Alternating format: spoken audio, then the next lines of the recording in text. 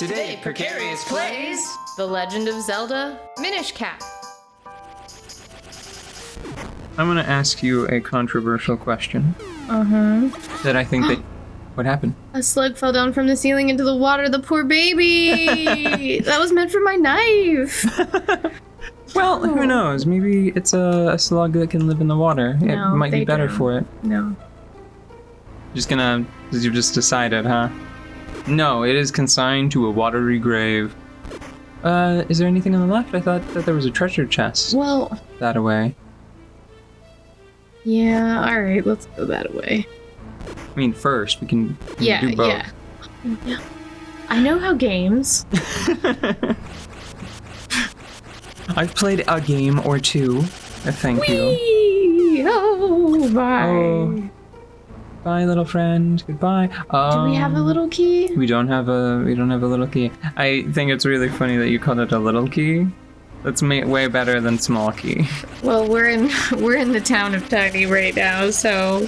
Oh man, that would actually have been really cute if for these Minish-sized dungeons, if they had called them like teensy keys. Teensy keys. Yeah.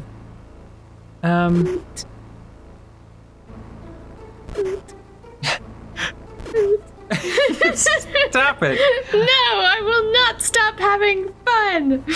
What was it that I was going to say? Oh yeah, so I think that we can handle it. Just you and me talking. Just as long as no one else is here, we'll be fine.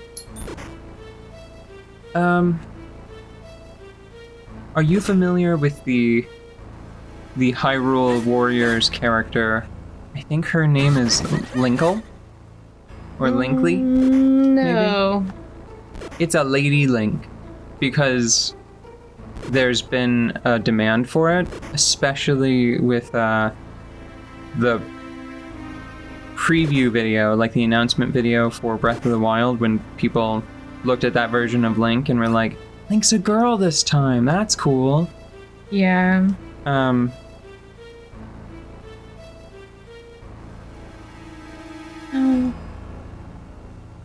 Oh. Okay. Yeah, I think you figured. Yeah, you got it. Yeah, I don't see why Link needs anything. I don't think Link is not a girl right now. The point has been made. I honestly feel like for a lot of the more childlike versions of Link, this one in particular, they could just avoid using gendered pronouns and could probably make a lot of people pretty happy just with that. Yeah.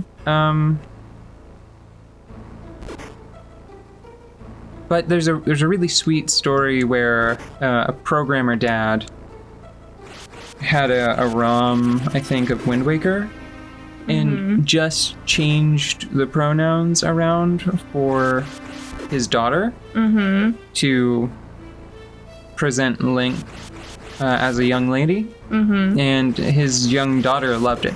I mean, like, why wouldn't you? And it's so easy. I really have a strong suspicion. I have a strong feeling that in the sequel to Breath of the Wild that they're working on, I think that it's either going to be like a tandem game where you control. Oh no. Okay. Where you can control Link and Zelda, or it's going to be like a Mass Effect style, like pick your protagonist at the beginning experience.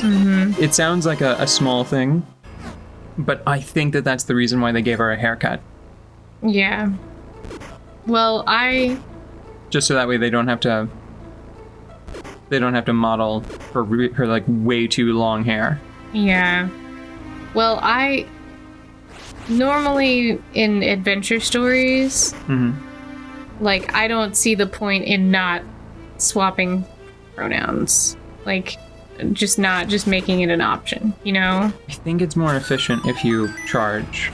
It is, but sometimes I just like Pootin scooting around. It's really fun. It's really fun. Rootin, Tootin, Pootin, and Scootin. Yep. That's the adventurer's way. So, sorry, what were you saying about adventures and pronouns? growing up the way that I did, I just... Like, I would often gender swap characters in my own brain. So, like, if I can do that with the barest imagination, why wouldn't a game developer just gender swap? Like, it's just so easy. Well, in most cases, I think that the big reason is a lack of imagination early on in development. I think that that's probably most obvious with, say, like Assassin's Creed and Ubisoft. The people there were so... I think it's actually too gross of a story to talk about over such a sweet game. But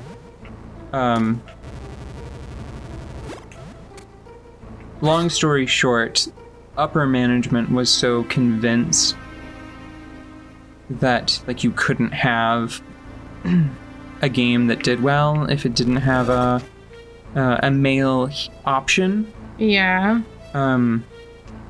For Assassin's Creed Odyssey. Yeah. Which is Greek. Yeah. If I remember correctly. Oh. The Cassandra was intended to be the solo protagonist, and then upper management was like, no, you gotta have a guy option as well. So, that's neat. Oh, oops. So, I think that probably shows a probably unfortunately common line of thinking where it's like you can tack on a female protagonist, but it can't be the main deal. Right. And if you approach it from that perspective, then it's like, oh, well, I mean, that's like double the voice work, and that's double the time spent designing costumes, and you've got to reanimate all of the hip swagger. Yeah, ick. And I mean, on the one hand, it's like, yeah, there should be differences. Otherwise, it's like, what's the point? Because I don't feel like you're representing anyone well if you're not making some changes like that, you know? Yeah. But I think that just designing from the start with a more neutral mindset. So here's an example. In Monster Hunter World, you can tell that I would say that the character models are they are. Oh, and then you can get on the blue one to get that heart piece. Yeah, it is. Yes. And it acts as a warp deeper into the dungeon. That's cool. Sweet. Neat.